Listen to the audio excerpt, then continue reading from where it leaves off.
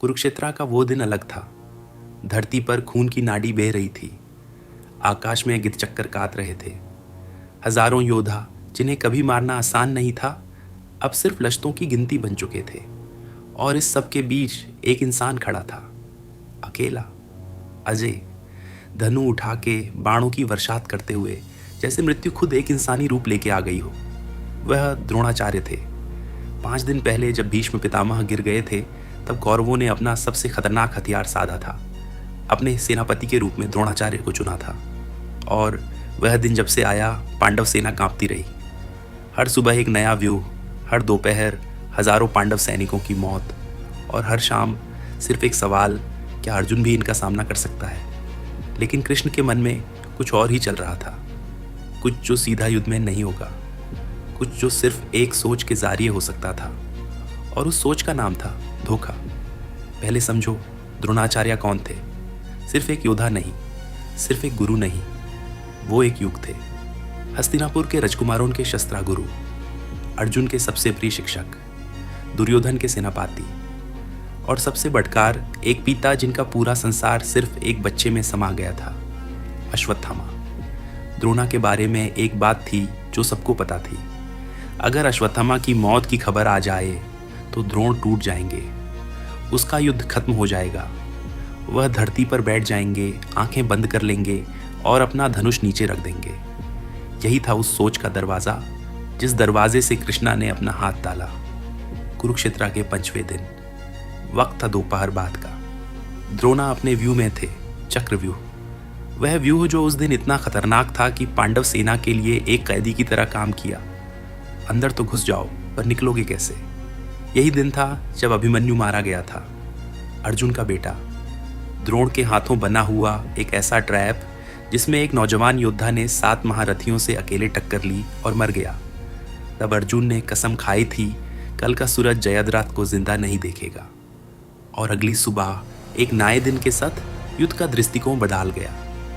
द्रोणा को पता था कि अर्जुन की कसम तोड़ी नहीं जा सकती, तो उन्होंने जयद्रथ की रक्षा के लिए एक नई फॉर्मेशन बनाए। एक तरफ अर्जुन को रोकना था, दूसरी तरफ पांडव सेना को कुचल लेना था। और द्रोणा ने दोनों काम एक साथ किए। वो दिन था जब उनकी शौर्यता अपने शिखर पर थी। मगर उसी दिन कृष्णा ने अपनी शतरंज की बीच की चाल चल दी। भीमा को बुलाया गया। एक काम था, साधारण नहीं, बल्कि ऐसे काम जो इतिहास में कभी याद ना रखें, मगर जिनका असर सालों तक बना रहे। भीमा को एक हाथी मारना था, एक खास हाथी जिसका नाम था अश्वत्थामा। हाँ, एक हाथी था जिसका नाम द्रोणा के बेटे जैसा ही था। और यही था वह चाल जो खेल को पलट देने वाली थी। भीम ने हाथी को मारा, और जब हाथी गिरा तो भीम ने पूरी रानी में चिल्ला के कहा, अश्वत्थामा मार दिया, अश्वत्थामा मार दिया। ये आवाज़ द्रोणा तक पहुंची। एक पल के लिए वो रुक गए। उनका हाथ कांपा, आंखों में कुछ आया, वो चीज़ जो एक योद्धा को नहीं आनी चाहिए, शाक, दार, एक पिता का दार। पर अभी उन्होंने माना नहीं। द्रोणा सबको जानते थे। भीमा झूठ बोल सकता था, मगर एक इंसान था जो कभी झूठ नहीं बोलता था, युधिष्ठिरा, धर्मराज, सत्या का प्रतीक। अगर युधिष्ठिरा कह दे तो सच्चा होगा। द्रोणा ने अपना धनुष नीचे किया। युद्ध के बीच में हजारों सैनिकों के सामने उन्होंने आवाज लगाए, युधिष्ठिरा, मुझे बताओ, क्या मेरा पुत्र सच में मर गया? और यह था वो पल जिस पल के लिए शायद इतिहास तैयार ही नहीं था। कृष्णा ने युधिष्ठिरा की तरफ देखा। एक पल, कुछ बोला नहीं, बस एक दृष्टि। और उस दृष्टि में एक पूरा संसार था, धर्मा का, युद्ध का, जीने का और जिंदगी बचा लेने का। युधिष्ठिरा, जिन्होंने अपनी पूरी जिंदगी में कभी असत्य नहीं बोला, वो रुक गए। अंदर कुछ टूट रहा था। फिर धीमी आवाज में, इतनी धीमी कि सिर्फ कुछ लोग सुन सके, उन्होंने कहा, अश्वत्थामा हाथ नारोवा कुंजारोवा। मतलब अश्वत्थामा मारा गया, इंसान या हाथी नहीं पता, मगर नारोवा कुंजारोवा वो हिस्सा सिर्फ हवा में खो गया। भेरी और नगादों की आवाज़ें तेज हो गई थी, और द्रोणा ने सिर्फ ये सुना, अश्वत्थामा मारा गया। ये एक लाइन था, 3 शब्द युधिष्ठिरा के मुख से निकले। और 3 शब्द ने वो किया जो लाखों बानों ने नहीं कर पाया। द्रोणाचार्य तुतगाए, एक पिता की तरह, एक इंसान की तरह। वो धनुष, जिस धनुष को कई राजों ने उठाने की भी हिम्मत नहीं की थी, वो नीचे रखा गया। वो हाथ जिन्होंने हजारों योद्धाओं को मौत दी थी, वो हाथ धीर पड़े। वो आंखें जिन्होंने कभी मैदान में दुश्मन की आंख से आंख मिलाने में वक्त नहीं लगाया, वो आंखें बांड होने लगी। द्रोणा ध्यान में बैठ गए। युद्ध के बीच में वो अपने प्राण को मुक्ता करना चाहते थे। ध्यान के जरिए एक योगी की मृत्यु चाहते थे, पर उन्हें एक योगी की मृत्यु नसीब नहीं थी। धृष्टद्युम्न सालों से इस पल का इंतजार कर रहा था। वो ध्रुपद का पुत्रा था, और ध्रुपद वो राजा जो कभी द्रोणा का दोस्त था, मित्रा था, और बाद में द्रोणा के हाथों ह्यूमिलिएटेड हुआ था, आधा राज खो दिया था। ध्रुपद ने यज्ञ किया था सिर्फ एक काम के लिए, सिर्फ एक काम, द्रोणा की मौत। और उस यज्ञ से धृष्टद्युम्न पैदा हुआ था द्रोणा का वध करने के लिए। वो धरती पर ध्यान में बैठे द्रोणा के पास आया।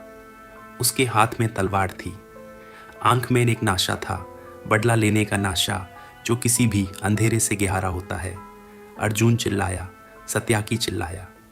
युद्ध के नियमों के मुताबिक एक निशस्त्र गिरी योद्धा को मारना अधर्म था, आज भी, तभी भी, हर कल भी। मगर धृष्टद्युम्न नहीं रुका और एक झटके में तलवार उठाए और द्रोणाचार्य का सर धरती पर गिर गया। मैदान में एक पल के लिए खामोशी छा गई। वो खामोशी अलग थी, युद्ध की खामोशी नहीं, सांस रोक लेने की खामोशी। कई सैनिकों ने मुंह बैंड कर लिया, कांप गए, कुछ ने आंखें बैंड कर ली। ये मृत्यु सिर्फ एक योद्धा की मौत नहीं थी, ये गुरु हत्या थी। और ये सिर्फ धृष्टद्युम्न के हाथों नहीं आई, ये एक सोच, एक चाल, एक झूठ के जरिए हुई थी। एक ऐसी चाल जो उन्होंने खेली थी जिन्होंने धर्मा की नाव पर पूरी जिंदगी गुजारी थी। युधिष्ठिरा के रात के पहिए जो आज तक जमीन से 4 उंगल ऊपर चलते थे, क्योंकि उनकी सत्यानिष्ठा की वजह से वो उस रात पहली बार जमीन को छूते।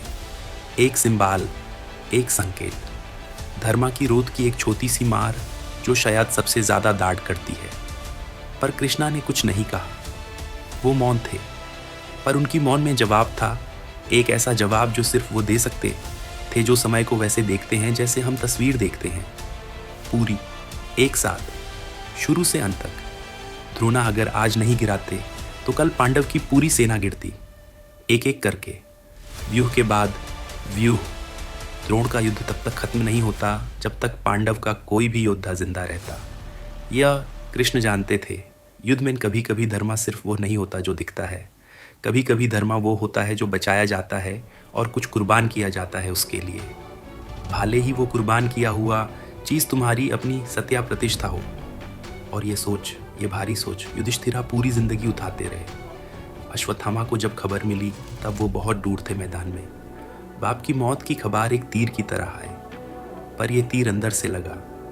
अश्वत्थामा ने पहले ग्रीफ महसूस किया और फिर कुछ और, कुछ बहुत गहरी बुराई की तरह उठा, कुछ जो इंसान को इंसान नहीं रहने देता। रात को जब दोनों तरफ के सैनिक सो रहे थे, मैदान में थके हुए अश्वत्थामा अकेले निकला। कृपाचार्य और कृतवर्मा साथ थे, और उस रात जो हुआ वो इतिहास की सबसे भयंकर रातों में से एक है। अश्वत्थामा ने सो रहे पांडव सैनिकों पर हमला किया, धृष्टद्युम्न को मारा, द्रौपदी के 5 बेटों को मारा, 25 सैनिकों को मारा, पिता की मौत का बदला लिया। मगर इस तरह की उसकी अपनी आत्मा भी शायद कभी चैन नहीं पाए। एक धोखे ने दूसरा धोखा पैदा किया, एक मौत ने कई मौतें मांगी। ये महाभारत का दस्तूर था। आज हम द्रोणा की मौत को सिर्फ एक युद्ध की घटना की तरह मत देखें। द्रोणा एक सिंबल थे, एक ऐसी व्यवस्था के सिंबल जो कभी कभी अपने ही शिष्यों के लिए खतरनाक हो जाती है। उन्होंने अर्जुन को बनाया मगर वो कौरवों के लिए लड़ रहे थे। उन्होंने एकलव्य का अंगूठा लिया क्योंकि नियम और राजनीति ने उनसे यही करवाया। उन्होंने अपनी शिक्षा की कीमत ध्रुपद की बेटों में वसूल की। वो महान थे और वो गलत भी थे, दोनों एक साथ, जैसे असली इंसान होते हैं। और उनकी मौत भी वैसे ही हुई, ना सीधी तलवार से, ना सीधे युद्ध में। उन्हें मारा गया एक झूठ से, एक आधे झूठ से, जिसमें एक सच्चे इंसान का नाम था। ये महाभारत का सबसे टॉक लेसन है कि कभी कभी अपने सबसे बुरे दुश्मन वो नहीं होते जो सामने होते हैं। अपने सबसे बुरे दुश्मन वो होते हैं जो तुम्हारी सबसे गहरा जख्म जानते हैं और वक्त आने पर वो उसी जख्म पर उंगली रख देते हैं।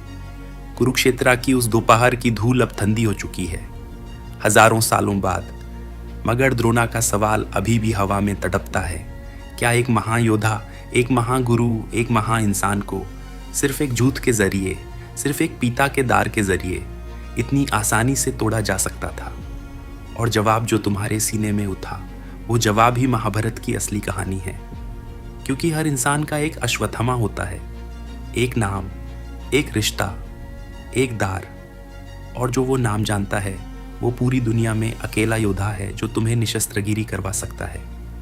धनुष टूट सकता है युद्ध में, पर एक पिता का दिल टूट जाता है सिर्फ एक नाम सुन के।